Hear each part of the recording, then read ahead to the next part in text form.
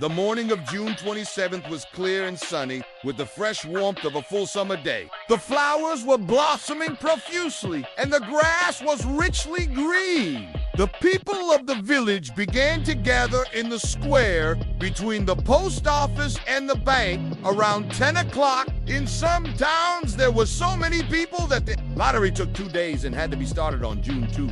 But in this village, where there were only about 300 people, the whole lottery took less than 2 hours, so it could begin at 10 o'clock in the morning and still be through in time to allow the villagers to get home for noon dinner. The children assembled first. Of course, school was recently over for the summer, and the feeling of liberty sat uneasily on most of them. They tended to gather together quietly for a while before they broke into boisterous play. And their talk was still of the classroom and the teacher, of books and reprimands. Bobby Martin had already stuffed his pockets full of stones, and the other boys soon followed his example, selecting the smoothest and roundest stones. Bobby and Harry Jones and Dickie Delacroix, the villagers pronounced this name Delacroix, eventually made a great pile of stones in one corner of the square and guarded it against the raids of the other boys. The girls stood aside, talking among themselves, looking over their shoulders,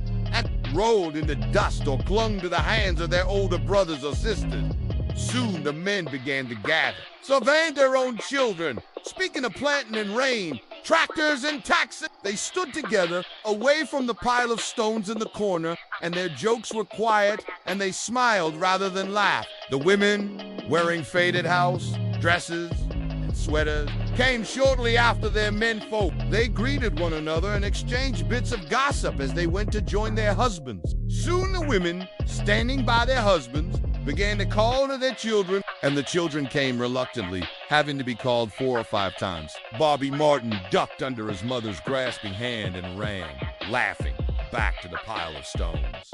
https://learnenglish-new.com/his father spoke up sharply, and Bobby came quickly and took his place between his father and his oldest brother. The lottery was conducted, as were the square dances, the teen club, the Halloween program by Mr. Summers, who had time and energy to devote to civic activities, was a round-faced, jovial man, and he ran the coal business, and people were sorry for the postmaster, Mr. Him, because he had no children and his wife was a scold. When he arrived in the square carrying the black wooden box, there was a murmur of conversation among the villagers, and he waved and called, "Little late today, folks!" Graves followed him, carrying a 3-legged stool, and the stool was put in the center of the square, and Mr. Summers set the black box down on it.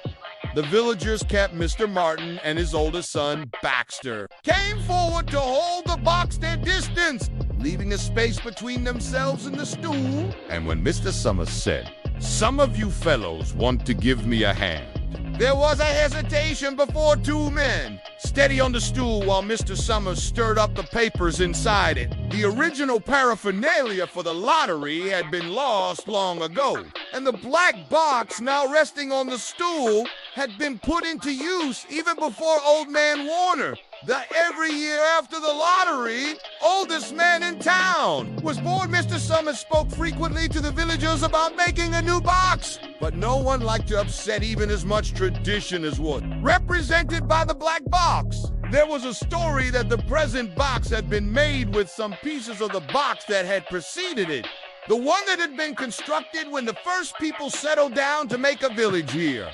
Mr. Summers began talking again about a new box. But every year the subject was allowed to fade off without anything being done.